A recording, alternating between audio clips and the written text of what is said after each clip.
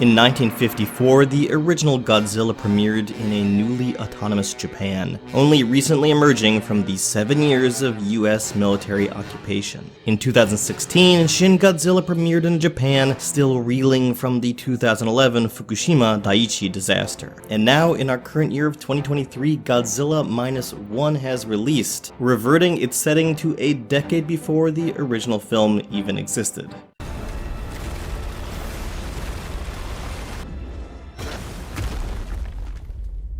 Godzilla MInus One.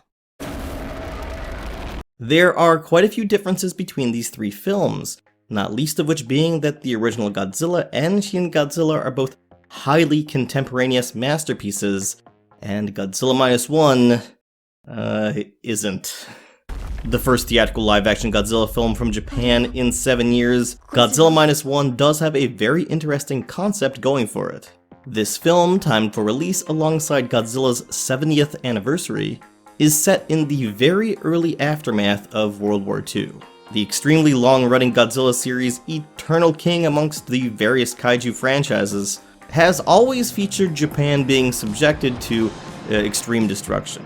MInus One asks, what if Japan was already at its lowest point, and then was forced to go even lower? Hence the early post-war setting amidst bombed-out rubble, with a society barely emerged from apocalyptic defeat, faced with even more ruin.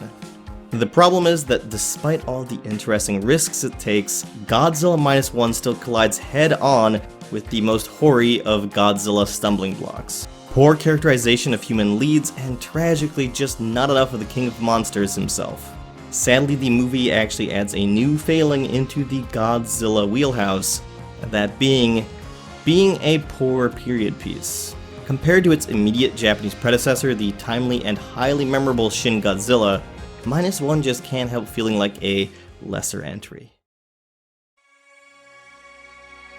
Konnichiwa minasan, and welcome back to Unseen Japan. As always, I'm Noah Oskow, and today I'm happy to bring you an early review of one of the more anticipated films coming out of Japan this year. So I do a fair bit of translation work related to Godzilla, and enjoy my encounters with the irradiated Godzillasaurus, not to mention my enduring interest in the impact of the occupation era. So I was pretty excited for this film. If you like this review and want more early reactions and reviews of major films coming to Japanese theaters, give us a subscribe, a like, and maybe throw us some much needed support over on Patreon. Okay, back to Godzilla MInus One.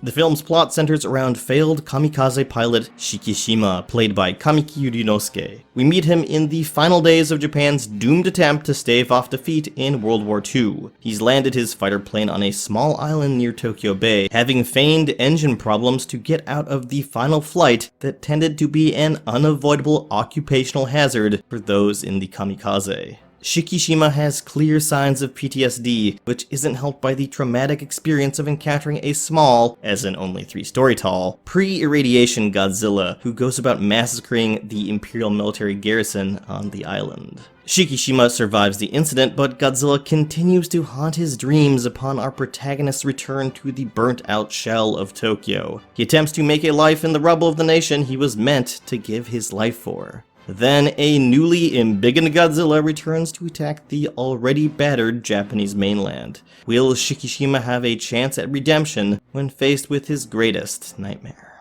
This setting in the bombed-out desolation of early post-war Japan is the film's best aspect. The sheer desolation of the early post-war is well portrayed. Soldiers who survive the war find that they have no one to come home to. Shikishima is left living in a space that could charitably be referred to as a hovel. He feels completely helpless. This reflects the reality of Japan immediately after its unconditional capitulation. Many Japanese citizens, bereft of purpose after decades of being subject to intense propaganda, were left in a state called kyodatsu, utter despondency. Our cast of characters lives in an environment that reflects that desperation, existing amongst shattered concrete, subsisting from bustling black markets that have replaced formalized infrastructure. As time goes by, we actually get to see that environment evolve, taking on slight signs of recovery. Now, unfortunately, a few issues arise to poke holes in this immersive period setting. The first is that none of the cast really feel like they belong in 1945. Despite some big name actors, including the mega popular Hamabe Minami in a thankless role, and the great Ando Sakura who we recently saw in Koreeda's Monster doing her best as a bereaved neighbor, our leads all deliver performances that I can only describe as highly cheesy. And I'm not talking about in a throwback 1940s sense either. This is rather a much more modern, very nuanceless form of overacting. There is no lack of sudden bouts of screaming or overwrought shaking, and there's plenty of guileless gee-whiz smiles and false sensing camaraderie. I'm quite sad to report that the lead Kamiki Ryunosuke comes out among the worst in this aspect. There are moments here where the acting makes the film unintentionally funny, which is especially a problem when this movie really lacks in purposeful levity. Cool fact about Kamiki Ryunosuke, by the way, he was known as an acting prodigy as a child and was actually scouted by Miyazaki Hayao, becoming a mainstay voice actor for Studio Ghibli. He played Bo in Spirited Away, Markle in Howl's Moving Castle, and Sho in Arrietty. Oh, and on the non-Ghibli front, he played the protagonist Taki in Your Name. So even if you don't know his face, you may well know his voice. Now, I'll admit that Ano Hideaki's Shin Godzilla back in 2016 does have a bit of its own hammy acting going on, but the difference is that that movie, and I would say all three films in the Shin franchise, are much more stylized films than this. They managed to pull off a bit of stilted acting a little bit better than what we have here.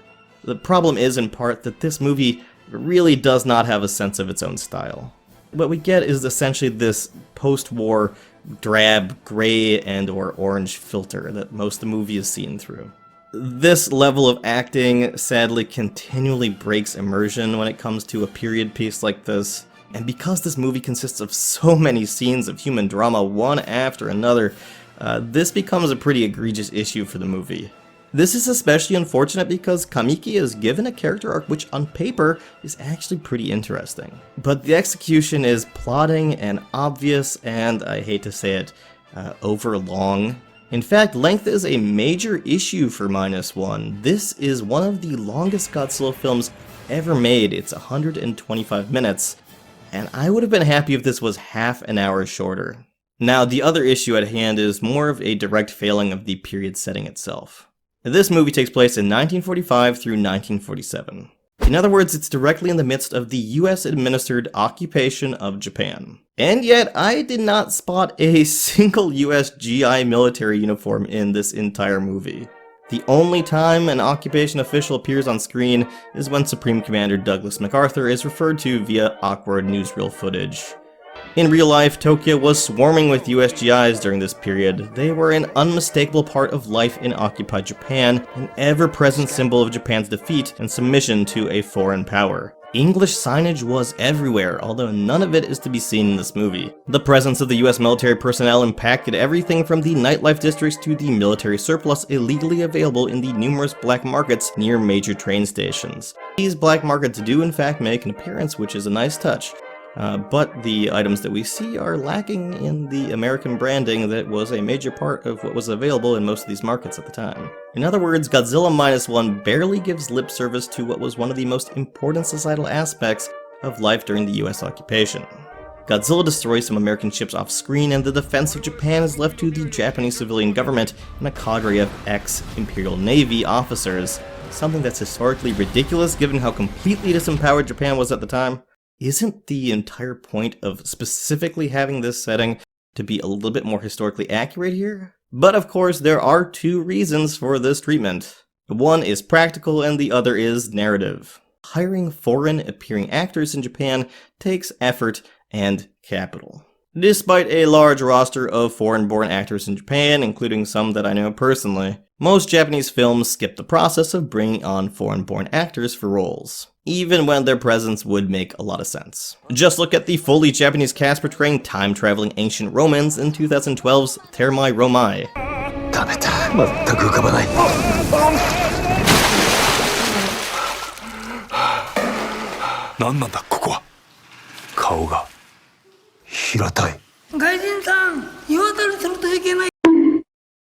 For an alternative, see the previously mentioned Shin Godzilla, where the phonetically memorized English of an American main character is often cited as one of the film's low points. That's US Japan, so win-win. Understood. Let's get to it. Thank you. Oh, I rushed to Yokota straight from a party, so I didn't have time to change. Zara どこ? Regarding the experience of learning all of this English language dialogue in a language she didn't really speak, actor Ishihara Satomi said that, "Sometimes it's so frustrating, I just want to cry." Narratively, however, this is a film about Japanese characters overcoming material and spiritual defeat as stand-ins for their nation as a whole. Most of our primary characters are former imperial military personnel. They find themselves cheerfully defending Japan, using relics from the shuttered military and a can-do spirit to achieve what they failed to do in wartime. The focus is entirely on Japan's perception of inward devastation and recovery. The American military, architects of that defeat and overlords during the film's historical setting, are an unseen presence. It's barely commented on that it's the US's nuclear testing that brings about the film's motivating threat. Shin Godzilla remains a much more pointedly critical film when it comes to the US-Japan relationship, and I'll add a more meaningful portrayal. Now, in a way, the absence of American GIs actually harkens back to the films of Japan from the 1940s and the occupation period. In contemporary occupation-era movies, you'd hardly ever see a GI or a foreign-appearing face. Movies went through SCAP censors before hitting cinemas and had to reflect the policies of Occupation HQ. The presence of GIs on screen was thought to bring up negative feelings, so they were omitted. So films that commented on the sorry state of post-war Japan would have to reference the US military by means of omission. Kurosawa Akira's 1948 Yakuza flick Drunken Angel, that's Yoidore Tenshi, is a good example of this. But in Godzilla MInus One, a film that is coming out closer and closer to a century since the defeat of Japan in World War II, this omission just makes the setting feel incomplete. It's worth mentioning that this is certainly a movie that some are going to view as nationalistic. While characters do criticize the unfeeling nature of the former military government, which sacrificed so many Japanese lives all for naught, it also features a kamikaze plane as the ultimate expression of the Japanese spirit, the Yamato Damashi. This film seems to say that that spirit was in the right place, but should be tempered with a greater appreciation for life. The former military government and the occupation hover in the background, remarked on, but essentially non-entities. And Godzilla himself, he's not that different. Now, I haven't said too much about Godzilla yet within this review that's about a Godzilla movie. And the reason for that is that even though he's in a lot of really cool scenes, those scenes are kind of a minor part of the overall film. The few scenes that we get are memorable. Godzilla is overwhelmingly powerful, which is really how you want him to appear in these movies. He menaces our characters in a very satisfying way. And overall, I would say that this CGI Godzilla does look pretty good on screen. Depictions of Godzilla smashing World War II era naval ships and destroying post-war Ginza make for an enjoyable spectacle. Sadly, I have a hard time avoiding comparisons to Shin Godzilla from 2016. Now, the Godzilla in this movie, pretty scary. The Godzilla in Shin Godzilla was terrifying. His swath of destruction was much greater and much more impactful. That version of the monster also received much more attention and drove not only all of the action, but pretty much all of the human drama too. Godzilla was at the center of Shin Godzilla, but he really takes a backseat in this film. Here we don't even get to see Godzilla come ashore during his first incursion into Tokyo. He's just suddenly in Ginza. And I will also say that the character's actions around him are a bit improbable and a bit silly, and not really in the fun way. But the comparison is most damning when it comes to the actual meaning behind the films. As a standalone Godzilla movie, MInus One misses out on the thematic relevancy that makes Godzilla from 1954 and Shin Godzilla enduring classics. Both use the kaiju as a visually arresting metaphor for the great worries of their respective periods. In 1954, the anxiety was of nuclear testing and of slipping back into the oh-so-recent devastation of war. In 2016, bureaucratic inaction and the outright failure in the face of a new nuclear disaster was what drove the plot and the messaging of Shin Godzilla. What does Godzilla MInus One say? Well, it feels a bit like it's saying, get over your trauma, Japan, and embrace what makes our country great and rise above. But in this case, by setting the film in the post-war, all sense of timeliness is lost. We're left with an overlong monster movie with poorly staged human drama, some nice effects, and a relatively decent central monster. But meaty central themes, there's not much to sink your teeth into in Godzilla -1. Alright Mina, thanks for watching this review. I will admit this movie was a bit of a disappointment, but it wasn't without its good aspects. Would I recommend it? I'd say, if you haven't seen Shin Godzilla, I'd get to that one first. I mentioned that I've done a lot of Godzilla content translation, and I'll mention something I found interesting I learned from that experience. Ever wonder how to write out Godzilla's iconic roar in English?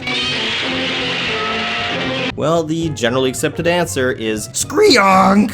Not usually said like a donkey. Now you too can be the center of attention at parties. Now, I've got quite a few more newly releasing films I'm thinking of covering in the coming months, so stick around if you want early reviews of Japanese cinema. I've also got historical video essays and more coming down the pipeline. So if you haven't already, hit the subscribe button, maybe give us a like, or a bit of support over at Patreon. Oh, and let me know your thoughts on Godzilla in the comments below. I'll be seeing you all again soon. Screonk. I mean, matane.